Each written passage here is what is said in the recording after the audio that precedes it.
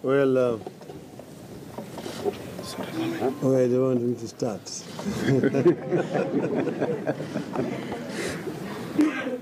I found myself marooned here. I got information from our lawyers that they had been to court and they had obtained a court order which they had come to serve here. The original had been taken to the Inspector General, but our lawyer, James Orengo, was not allowed access into these premises. So in those circumstances, I decided to come myself. I think maybe by accident I was allowed access into the premises. God's will.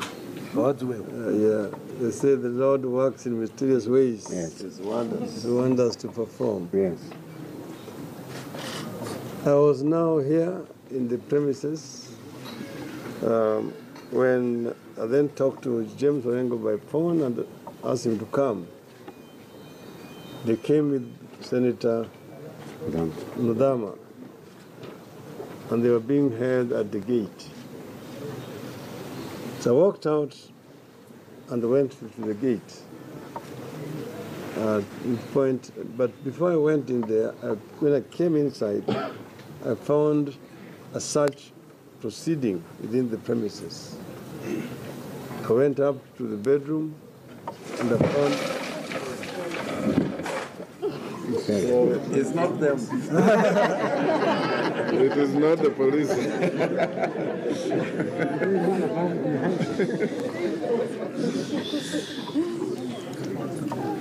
I found a beehive of activities in the bedrooms. Police officers under the beds, carrying out the so-called searches. Then I asked one of the seniors, I asked him, what is going on here? He told me that we are doing a search. I said, but you've been served with a court order. He said, I've not been served. I said, there's a court order which was served on the Inspector General, and the boss will be having it. At that point, I had a copy of the order. Then I told him that you are supposed to be a law enforcement agency. You are the first people who should be obeying the law. And this is an order from the court. At which point, they stopped the search. We came down with them. Then we went out. I went out to meet the boss. The boss followed me to the gate. Then I asked them to open because the lawyer was outside. And they said, no, my instructions are not to allow anybody else inside. They've been very kind to allow you inside, but our instructions are not to allow anybody. I said, no, outside is a lawyer. And every Kenyan is entitled to a lawyer. They appointed that Willis Otieno, who said was a lawyer. I said, yes, but a lawyer on record is only James Orengo. They refused. It was a struggle. Then I retreated to talk to the boss, their boss, and I told him, here is a court order which has already been served on your superiors. And I read just one paragraph which says that the conservatory orders be and are hereby issued prohibiting, preventing, and or restraining respondents from further trespassing, breaking into, entering, and or in any way interfering with the private residence of the applicant without a court order or warrant for that purpose until further orders of this court. I told him, this is an order. Now, what do you say about this? He was moving. I told him, the Inspector General has been served, and you cannot now plead ignorance that you're not aware. Because if you are going to disobey a court order, what do you expect a common man to do? You are inviting Kenyans completely to disobey the law and order. At that point, he was called by his boss. He went and attended that phone call. And thereafter he said he was not allowed to talk to me anymore. Then we then came back. I was seated with Mzee here with a wonderful chat. Then I was called again that they wanted to see me. And when they called me, we retreated into a room. I called a lawyer who was with me. And at that point, then they said that I was now not allowed to leave this compound. Detained. Then I told him, but you know, in those old days, at least they were decent enough to come with an order, a detention order, to tell me that you are detained Under house arrest. or you are under house arrest. Then he just said, he walked out and went like that. He came back again to tell us that, you know, weapons had been found here, and therefore, in as far as you're concerned, this is now a scene of crime. And under the law, the scene of crime must be preserved as it is. Then the lawyer told him that, look, it only becomes a scene of crime if you have found something that is criminal. If you're talking about weapons that have been found here, we have shown you the licenses. And of course, they didn't even have to be shown licenses. They knew where they'd come from, the numbers of those weapons. They knew that those weapons were all licensed. I told him that you've already talked to the media and told I could seek breaking news that so many weapons have been found here. But you know you have the licenses for those weapons. Why are you doing this? This is not right for police officers. He walked out. Then after another 2 hours, there was a reinforcement. They now came and said that I must leave now, that they want to carry out an operation. I told them I'm not going to help you to break the law. Therefore, I'm not leaving. I'm staying here. So do whatever you want. Give him a clap for that.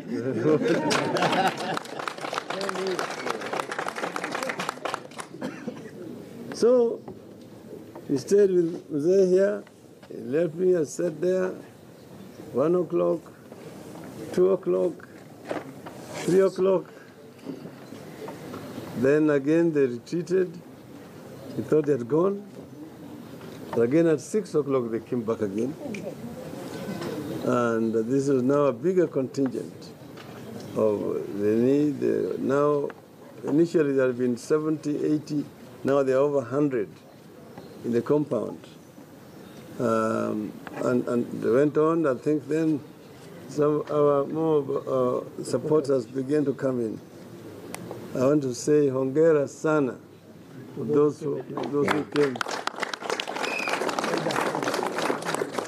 and those who stayed at night, because there are quite a number of people who are also keeping vigil outside in the cold throughout the night. Me, at least, I was inside the house, which is a little warm.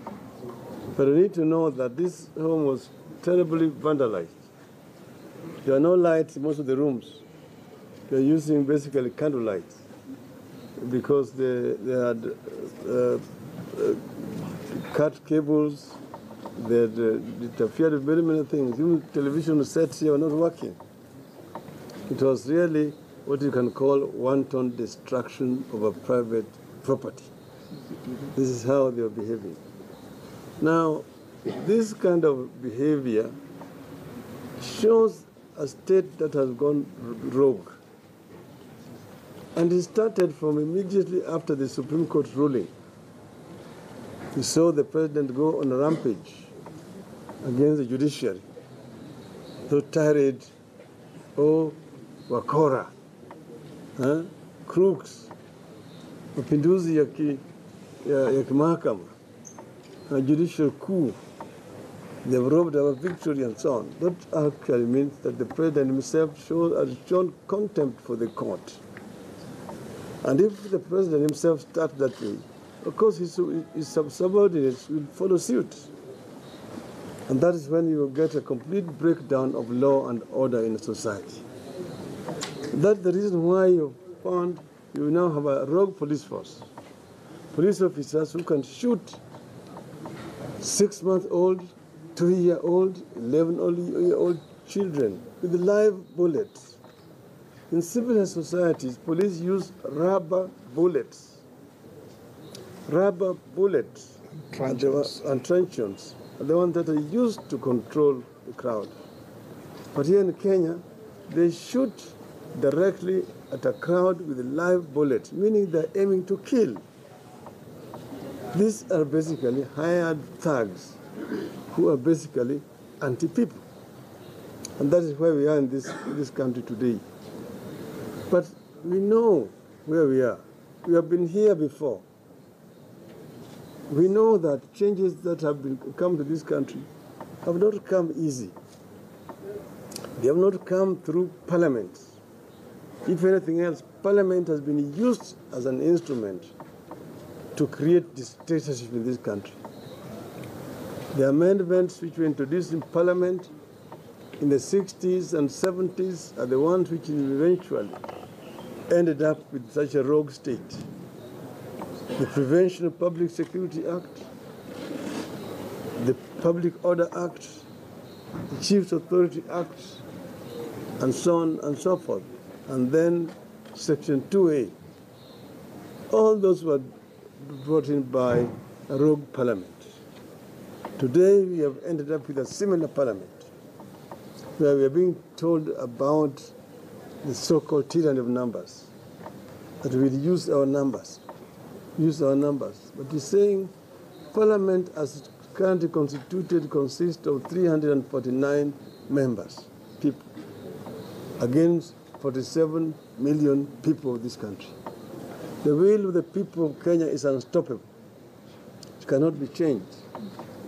And we have said ourselves, I might as well say it here, that we respect the rule of law. That's why we accepted the ruling of the Supreme Court. But we've also said that we will not proceed without certain things being done.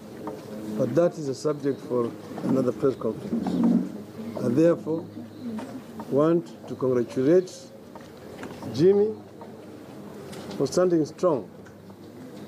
Jimmy Wanjigi here is no stranger to President Uhuru Kenyatta. Uhuru Kenyatta knows. I've been with Uhuru Kenyatta in this same residence here. And we have had very long discussions with him here, hosted by Jimmy Wanjigi in this residence. So he knows exactly what he's doing. He knows exactly what he's trying to do, that are actually basically trying to set up Jimmy Wanjigi. The weapons supposedly found in a residence in Malindi were found in 2012. Go and dig into your archives, the newspapers. You'll see the photographs of those weapons discovered from the sea. And there's a story about them.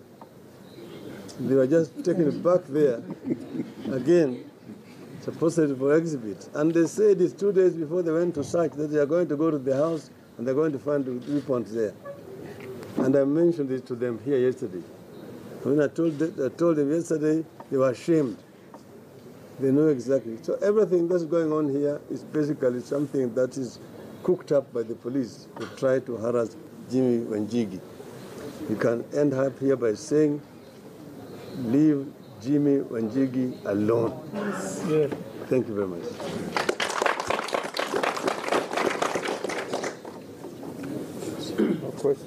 Questions? My name is Joseph Muraya. Na mtazamaji, hiyo ni taarifa ya kinara wa NASA Raila Odinga, Moses Wetangula, pamoja pia na Jimmy Wanjigi na wakili ambaye pia ni seneta wa kaunti ya Siaya James Orengo. Hebu tusikize Raila bado anasema nini.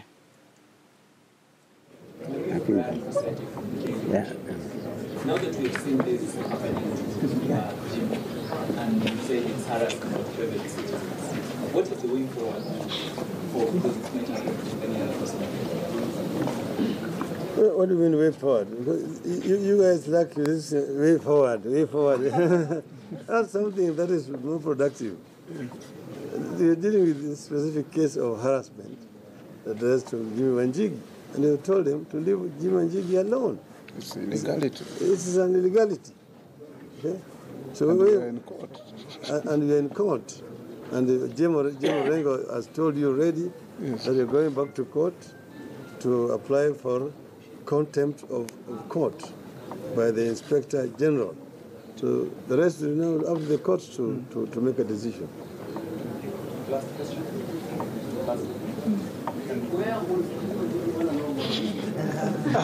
It's not necessary. I think I should answer that. But where was Jimmy Wanjigi? That's a story for another day.